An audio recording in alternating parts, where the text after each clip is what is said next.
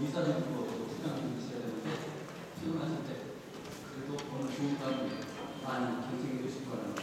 오늘은 42번째 강의입니다. 오늘 강의해 주실 강사님은 살레시오 수교의 백광현 신부님이십니다. 오늘 말씀하실 주제는 겸손한 신앙을 보호하는 주제입니다. 여러분, 백광현 신부님을 뜨거운 박수로 맞이해 주십니다.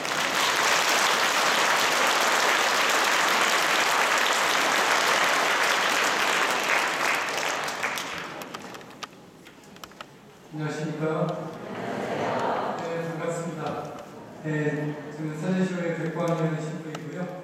그래서 여러분들 식사를 하셨나요? 네, 식사 못하셨으면 아직 안 하시는 분도 계시는 것 같은데, 네, 그래서 피곤하지 않게 잘 재미있게 말씀을 드려야 되는데, 제가 그 재미있게 말씀을 드리는 것이 좀 잘 안 됩니다. 그래서 내용으로 마음을 나누는 시간이 이렇게 되면 좋겠다고 생각합니다. 먼저 기도로 시작할까요? 네, 성부와 성자와 성령의 이름으로 아멘.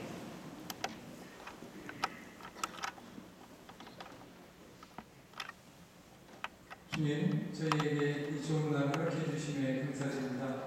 오늘 특별히 부모님들을 위해서 이 시간을 함께 생각해 보고자 합니다. 청소년들을 교육하는 첫 번째 책임을 맡은 분들이 부모님들이십니다.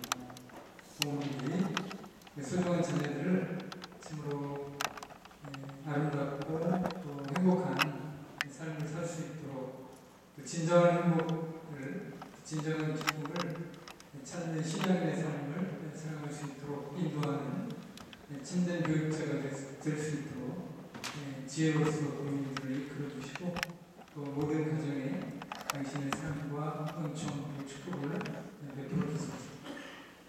은총에 들어가신 마리아님 고마소서. 주님께서 함께 계신 여인 중에 복되시며 태중의 아들 예수님 또한 복되시나이다.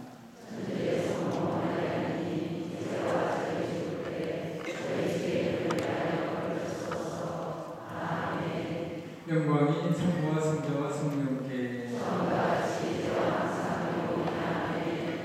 성부와 성자와 성령의 이름으로 아멘. 네, 반갑습니다. 예, 오늘 그 주제는 겸손이라고 이제 아까 말씀을 좀 드렸어요.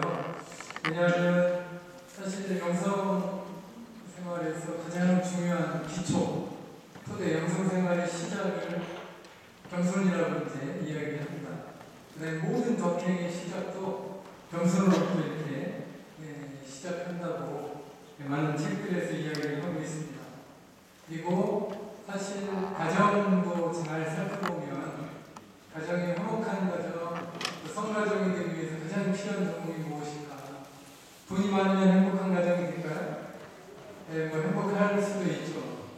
그러나 가장 필요한 조건은 아니라고 이렇게 생각합니다. 지식이 많다고 뭘 잘해서 행복한 가정이 되는 것은 아니라고 생각합니다. 행복한 가정을 이루는 가장 필요한 영적인 조건을 이제 저는 겸손이라고 이렇게 생각합니다. 부모님도 겸손해야 되고 자녀들도 부모님의 겸손을 보고 배우기 시작한다는 거죠. 그래서 부모와 자녀가 겸손한 그런 가정이 참으로 화목한 가정이고 또 하나님께서 원하신 성가정이기 때문에 오늘 부모님들을 이야기하면서 특별히 부모교육에 대한 것은 몇십 시간 할 수 있습니다. 그러나 이제 사순 시기를 보내면서 좀 더 영적이고 신앙적인 차원에서 부모님들에게 가장 중요한 주제가 무엇일까 생각을 했는데 그것을 저는 겸손이라고 이제 생각을 했습니다. 그래서 오늘 겸손에 대해서 좀 이야기를 해보겠습니다. 원래 이 겸손이라는 단어 가톨릭 사전에 찾아보면 좀 딱딱합니다. 자신을 낮추되 자신을 낮추는 거예요. 그런데 비굴하지 않다는 거예요. 낮추되 비굴하지 않는 거. 그리고 자기 자신을 또 정당하게 평가한다는 인식, 생각을 하는 거예요. 내가 나 자신을 낮추는데 비굴하지 않으면서도 당당하게. 무슨 말씀인지 아시겠죠? 겸손한 것이 비굴한 것이 아니다. 그리고 당당한 것이다라고 하는 것, 그것을 마음속으로 생각하는 것, 그 태도를 갖는 것을 겸손이라고 이제 정의하고 있습니다. 모든 그리스도교 신자들은 하나님을 받아들이는 과정에서 겸손을 배우고 실천하게 됩니다. 예수님을 보면 예수님의 태도 중에 특히 사슬이시기에 좀 이따 말씀드리겠지만 예수님의 가장 아름다운 태도를 우리는 겸손으로 볼 수밖에 없는 거죠. 다시 말하면 이제 그리스도교 신자로서 삶을 살아가기 위해서는 겸손을 배우고 실천하지 않을 때 하나님을 우리의 마음 안에 모시고 받아들일 수 없다고 보고 이야기할 수 있다는 것입니다. 그 신앙인으로 살아가면서 가장 중요한 법이 바로 겸손이라는 것이죠. 그렇다면 겸손은 도대체 어디서 나오는가? 그 원천, 그 뿌리, 그 바탕을 좀 알아보면 좋을 것 같아요. 이 겸손이라고 하는 것은 나는 아무것도 아니다라고 하는 의식에서부터 나온다고 이야기합니다. 나는 아무것도 아니다. 이런 의식으로부터 출발한다고 하는데 우리가 아무것도 아니면 뭐야? 나는 그럼 뭐야? 이렇게 질문할 수 있습니다. 이것은 우리를 부정하는 것이 아니고 우리의 진짜 참된 신원, 다시 말하면 우리는 하나님께로부터 생명을 받아서 이 땅에 왔다는 것이고 그리고 하나님이 우리 생명의 주인이라고 하는 우리 삶의 주인이고 우리 삶을 이끌어 가시는 분이시라고 하는 그 인식을 통해서 받아들일 수 있다는 것입니다. 내가 아무것도 아니다라고 하는 것은 반대로 이야기하는 거예요. 하나님이 내 삶의 전부이십니다라고 하는 것을 고백하는 것이 되는 것입니다.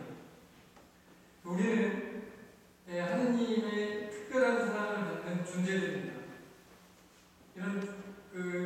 하지만 특별한 존재이고 내가 특별하니까 나는 그 특별함을 인정받아야 돼. 인정받으려고 확인하고 끊임없이 요구하기 시작할 때 뭐가 생기죠? 문제가 생기기 시작합니다. 평화가 깨지기 시작하고요. 내가 특별하긴 하지만 그것을 요구하거나 인정받기 시작할 때 진짜 평화는 깨지기 시작한다는 것이죠. 왜 그러죠? 나는 아무것도 아닙니다라고 하는 말을 받아들이지 못하는 데서 온 행위입니다. 그래서 나의 특별함이 이제 누구를 밀어내기 시작하는 거죠? 하나님을 조금씩 밀어내기 시작한다는 거죠. 그래서 내가 특별한 존재니까 나는 특별하게 요구할 권리가 있고 그 특별함을 항상 확인할 권리가 있다라고 생각하면서 내가 자리를 잡게 되는 그런 하나님이 멀어지게 된다는 것이죠. 따라서 우리는 우리가 아무것도 아니다 라고 하는 사실을 받아들이기 시작하면서부터 뭐예요? 내적인 평화가 이제 우리 마음 안에 깃들이기 시작한다는 것입니다. 내적인 평화. 이 내적인 평화는 무엇과 관계가 있냐면은 아까 얘기한 아무것도 아닙니다. 한자말인 거죠. 무예요. 무. 나는 아무것도 아니다. 그래서 이것을 어떤 영성 신학자는 무를 받아들이는 행위라고 이야기합니다. 내가 아무것도 아니다라고 하는 것, 무를 받아들이는 것이라고 이야기합니다. 다시 이야기하면은 그 무를 받아들이는 사람만이 내적인 평화를 얻게 된다고 하는데 이것을 다른 말로 하면 무와 화해하는 거예요. 화해했다고 이야기합니다. 화해. 다시 말하면 무를 우리 마음 안에 받아들였다고 이제 이야기하는 것이죠. 이 무와 화해하는 삶을 가장 잘 보여주시는 분이 계셨는데 그분이 바로 누구실까요? 예수님이십니다.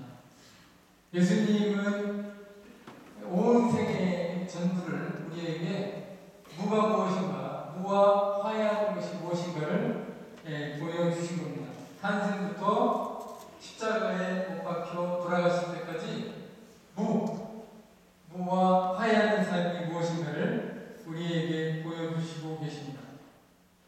그 예수님의 삶을 한번 생각해 볼까요? 예수님은 하느님이셨잖아요. 그죠?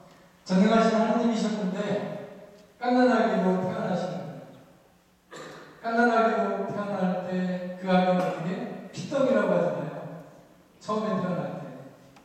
아무것도 할 수 없는, 다시 말하면 전능하신 하느님이 갓난아기로 온다는 것은 뭐예요? 무가 되는 거예요. 아무것도 아니면서. 예수님은 인간이 되어 이 세상에 오실 때 바로 그 무를 받아들입니다. 나는 아무것도 아닙니다라고. 전능하심을 다 내려놓으셨다는 것을 우리에게 보여주심으로써 무와 화해가 무엇인가를 그 탄생으로부터 강생으로부터 알려주고 계십니다. 그래서 예수님 안에 그 무와 화해가 있었기 때문에 이런 것이 가능하셨다는 것이죠. 그러나 또 하나 이제 살펴볼 것 같으면은 예수님의 이제 삶, 예를 들면은 나자렛에서 그 30년 동안 이제 사셨다고 그러잖아요. 나자렛 가정에서. 그런데 그 하느님이시고 전능하신 그 분께서 그 다음에 예수님을 생각해 볼 때 누구보다도 뛰어나신 분이신데 그 몫으로서 자기의 모든 것을 감추고 사셨다는 거예요. 30년 동안. 자, 제가 특별한 능력이 있다고 생각해 봅시다. 제가 뭘 하나 할지네요. 그러면 어떻게? 너무너무 제가 잘하는 것이 있는데 그 잘하는 것을 제가 감추지 않겠죠. 잘하니까 뭐든지 저는 하려고 해요. 제가 노래를 잘한다면 노래를 잘하니까 노래 부르고 싶을 거 아니에요. 이렇게 많은 사람들 앞에서 노래를 부르고 박수도 할지도 받고 싶습니다. 이게 이제 인간이죠. 예수님은 이 세상에서 가장 뛰어난 모든 것 중에 모든 사람 중에 가장 뛰어난 것을 가지고 계셨음에도 불구하고 그것을 다 나자렛 성가정에 메어 놓았다는 것입니다. 오직 하나님께서 원하실 때 그 재능들, 그 능력들을 발휘하셨는데 그것을 우리는 바로 예수님 안에서 무와 화해가 있었기 때문에 가능했다라고 이제 이야기할 수 있는 겁니다. 그런데 이 무와 화해하는 사람, 무와 화해하면서 살아가는 것, 이것이 쉬울까요? 자기를 다 내려놓고 나는 아무것도 아니다라고 이야기하면서 살아가는 것이 쉽지 않습니다. 나 다 내려놔서 그렇게 이야기할 때 있죠. 그런데 돌아서면 본전 생각나잖아요. 그런 적 없으신가요? 예, 다 내려놨다고 하면서도 사실 내려놓지 못하는 것이 우리입니다. 예수님도 무와 화해하는 것, 완전히 나는 아무것도 아니다 라고 하는 삶을 살아가는 것이 힘든다는 것을 체험하셨습니다. 언제 그런 체험을 하셨을까요? 겟세마네 동산에서. 네, 겟세마네 동산에서 어떤 일들이 일어나시죠? 순환전에 이제 그 제자들과 함께 최후의 만찬을 하시고 올리브 동산으로 가신다고 이제 성경에서 이야기했잖아요. 제자들과 함께 올리브 동산에 가서 특별히 세 제자들을 불러서 나와 함께 깨워서 기도하라고 하시면서 예수님은 기도하시기 시작합니다. 그때 예수님께서는 마태복음에서 이렇게 이야기합니다. 근심과 번민의 휩싸이기 시작하셨다. 그때 그들에게 내 마음이 너무 괴로워 죽을 지경이다. 너희는 여기에 남아서 나와 함께 깨어 있으라 라고 말씀하셨다. 마태복음 26장에서 이야기합니다. 다시 말하면 예수님 안에서 무와의 싸움이 얼마나 고통스러운가를 보여주고 계십니다. 왜? 예수님은 십자가를 받아들이셔야 하는데 십자가를 받아들이시기 전에 모든 것을 다시 한번 내려놓아야 하는 그 체험을 하고 있는데 그 소리는 무와의 싸움이라고 하는 것입니다. 그래서 다시 이렇게 루카복음은 이야기하고 있습니다. 예수님께서 고뇌에 쌓여 더욱 간절히 기도하시니 땅이 핏방울처럼 되어 땅에 떨어졌다. 예수님은 아직 예라고 대답하지 못하였습니다. 기도하시면서 제자들에게 돌아가봤더니 제자들은 잠자고 있었죠. 그래서 예수님께서 제자들을 손을 깨우십니다. 나와 함께 단 한시도 기도할 수 없다고 하시면서 네, 그만큼 예수님의 마음이 힘들었다는 것이죠. 예수님이 홀로 외롭고 고독한 기도 속에서 이 무화의 싸움을 마침내 받아들이십니다. 그때 예수님은 이렇게 이야기하십니다. 아버지께서는 무엇이든 하실 수 있으시니 이 잔을 저에게서 거둬주십시오. 그러나 제가 원하는 것을 하지 마시고 아버지께서 원하는 것을 하십시오. 라고 하면서 이제 무와 완전한 화해를 했음으로 우리에게 드러내고 있습니다. 제 뜻대로 하지 마시고 누구의 뜻대로? 아버지의 뜻대로. 이 말은 자기 자신을 다 내려놓았다는 것을 이야기하고 있습니다. 아버지의 뜻으로 모든 것을 채웠다는 것을 우리에게 보여주고 계십니다. 예수님은 당신이 무와 화해에서 화해함으로써 아버지의 뜻을 이룰 수 있다는 것을 우리에게 보여주고 있습니다. 사도 바울은요, 예수님의 이 모든 과정, 다시 말하면 무와 화해의 과정을 그리스도 찬가 이렇게 노래를 부릅니다. 아주 유명한 그리스도 찬가를 노래를 부르는데 그 찬가가 필리피서에 나와 있습니다. 오늘 집에 가시면은 한번 좀 이렇게 보시면 좋겠어요. 필리피서 2장 6절부터 11절까지인데요. 이걸 한번 읽어보시면 좋겠습니다. 성부일도에 나와 있는 번역을 함께 이야기 좀 하고 싶은데요. 그리스도 예수는 하느님과 본질이 같은 분이셨지만 굳이 하느님과 동등한 존재가 되어 하지 않으시고 오히려 당신의 것을 다 내어놓고 종의 신분을 취하셔서 우리와 똑같은 인간이 되셨습니다. 다시 말해 여기서 지금 뭘 이야기하고 있어요? 예수님의 첫 번째 무치형을 이야기합니다. 전능하신 하느님이셨는데 우리와 똑같은 인간이 되심으로써 이 세상에 오셨다라는 것, 그 첫 번째 예수님의 무치형으로 노래하고 있습니다. 그 다음에 이제 이렇게 이야기합니다. 이렇게 인간의 모습으로 나타나 당신 자신을 낮추셔서 죽기까지, 아니 십자가에 달려서 죽기까지 순종하셨습니다. 이게 뭐죠? 예수님의 두 번째 무치형. 두 번째라고 할 것도 없습니다. 예수님의 삶은 무체험의 무체험으로 이제 다 이루어졌지만 특별히 이것을 통해서 예수님이 어떻게 무와 화해하시는가를 우리는 알 수 있습니다. 여기서 끝나면은 무와 화해할 필요가 없겠다라고 생각할 수 있을 것 같아요. 그런데 예수님은 자기를 다 내어놓음으로써 이제 하느님께서 일하시는 거예요. 자, 이렇게 사도 바울은 노래하고 있습니다. 그러므로 하느님께서도 그분을 높이 올리시고 모든 이름 위에 뛰어난 이름을 주셨습니다. 자, 자기를 다 내어놓고 완전히 아무것도 아닌 무가 되었을 때 이제 누가 그분을 높여 올리신다는 겁니까? 하느님께서. 그래서 하느님께서는 그분을 높이 올리시고 모든 이름 위에 뛰어난 이름을 주셨다고 이야기하고 있습니다. 그래서 하늘과 땅 위와 땅 아래에 있는 모든 것이 예수 이름을 받들어 무릎을 꿇고 모두가 이 부부와 예수 그리스도가 주님이시라 찬미하며 하느님 아버지를 찬양하게 되었습니다. 라고 이야기했는데 그리스도 찬가가 몇 가지가 있는데 갈라디아서 이런 데서 나오지만 제가 제일 좋아하는 찬가입니다. 이걸 보면 어떻게 예수님께서 무와 화해하는 삶을 보여주셨고 하느님께서 이 삶을 어떻게 이끌어 오셨는지를 우리에게 잘 보여주고 있기 때문입니다. 겸손이라는 말을 영어 단어로 보면요, humility라고 이야기합니다. 영어 단어에는 겸손을 휴밀리티라고 하는데 겸손을 좀 쉽게 이야기하면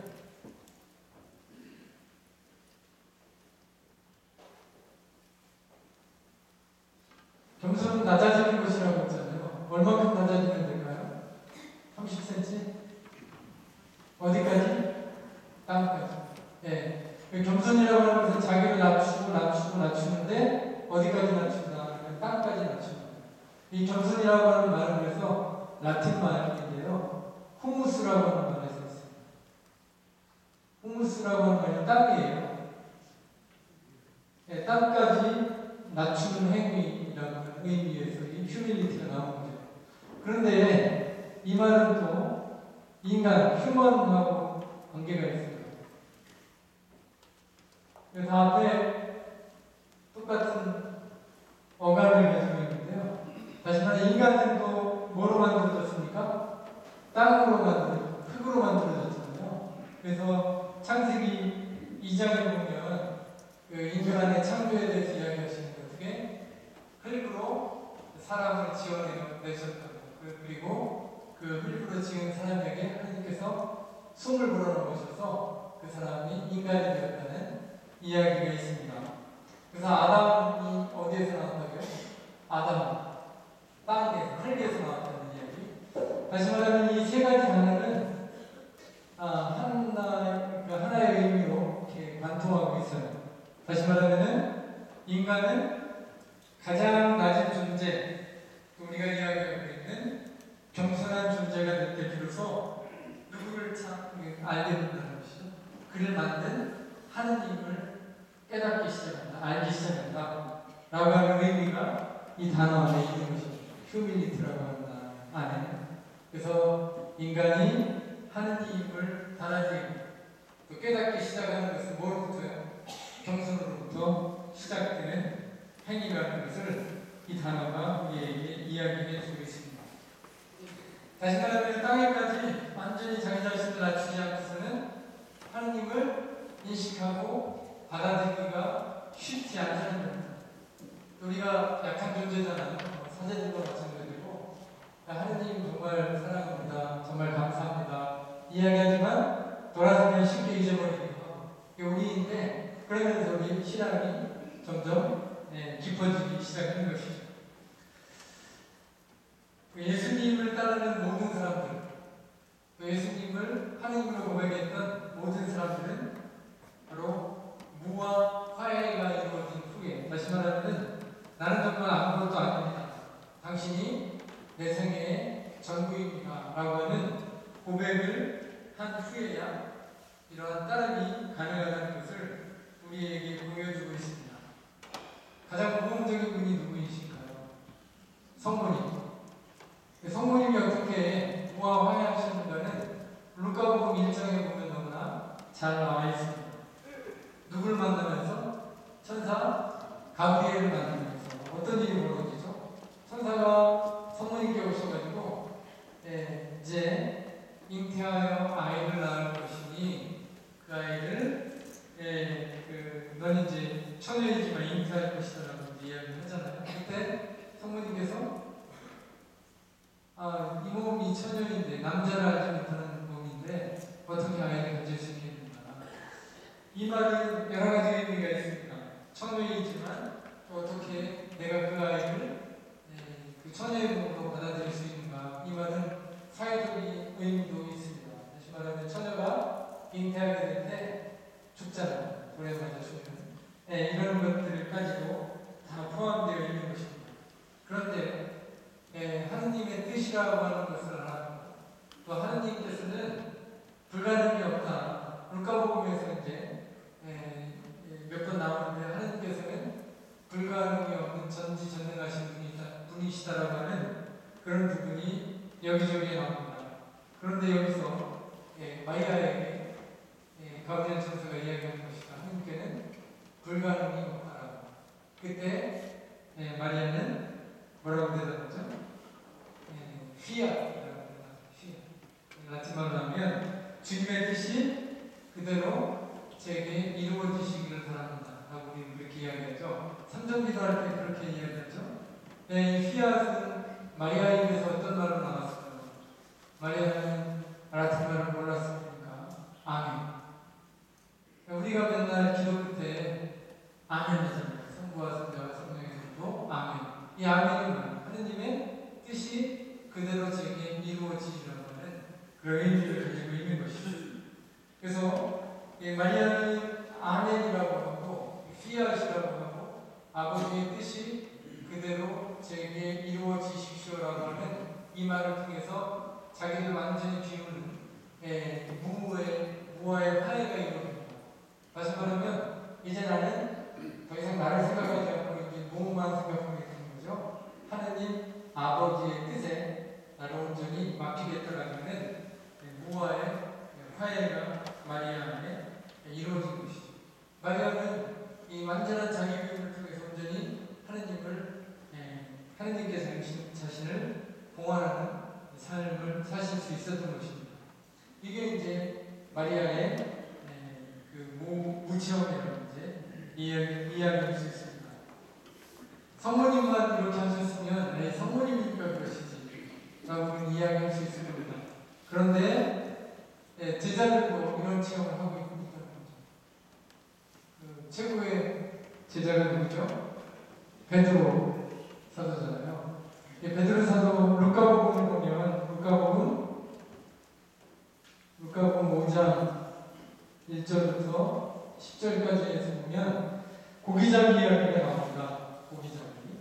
베드로가 고기를 잡으러 나갔어요. 근데 고기를 한 마리도 못 잡았다고 하잖아요. 세워서 한 마리도 못 잡았고 그때 예수님이 오셔가지고 깊은 데로 나아가서 그물을 던지라는 이야기입니다. 그때 베드로가 어떻게 대답하죠? 싫다고 대답합니까? 싫다고는 안 했어요. 그런데 베드로의 대답에 주의를 기울여야 합니다.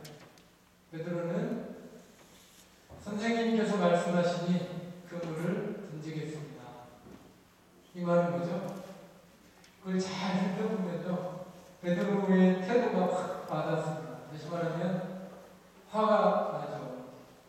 혹시 낚시 좋아하시는 분 계신가요? 저는 사실 낚시를 좀 좋아합니다. 그래서 가끔 저희 형제들하고 저희 피정이 서해안 태안에 있는데 가끔 낚시하는데 지난번에 오신 양식부님 있잖아요. 양식부님이 낚시를 굉장히 잘하세요. 같이 가면 항상 2배 이상 있습니다. 큰 것도 많이 잡으시고 옆에서 한번 잡으시면 아이고 나는 안 잡히지 하면서 이제 좋아하시더라고요. 그런데 그 어부가 고기를 못 잡으면 그것처럼 이제 신경질 나는 게 없습니다. 베드로는 어부였고 밤새도록 고기를 잡았는데 한 마리도 못 잡았는데 목수인 예수님이 오셔가지고 그물을 치라고 하니까 스승님이니까 친다는 거예요. 마지막으로. 그래서 그 복음의 구절은 확 와닿습니다. 선생님이 말씀하시니 그물을 던지겠습니다 라고 이야기하고 있습니다. 그러니까 선생님만 아니었으면 그물을 안 던져요. 근데 그물을 던지니까 어떻게? 고기가 가득 잡힌 그물에. 그때 베드로의 행위에 우리는 태도에 주목할 필요가 있습니다. 그때 베드로가 어떻게 하죠? 무릎을 꿇습니다. 어디에 무릎을 꿇어요? 땅바닥에. 여기. 땅에 자기 자신을 낮추면서 베드로가 예수님께 이야기합니다. 주님, 저는 죄인입니다. 저에게서 떠나가 주십시오. 아까는 뭐라고 했죠? 스승님이라고 했습니다. 그런데 베드로는 자기 자신을 낮추면서 태도가 바뀝니다. 예수님을 주님으로 고백합니다. 하나님으로 받아들입니다. 이렇게 겸손이라고 하고 자기 자신을 낮출 때에 비로소 예수 그리스도를 하나님으로, 주님으로 받아들이고 고백할 수 있는 거죠.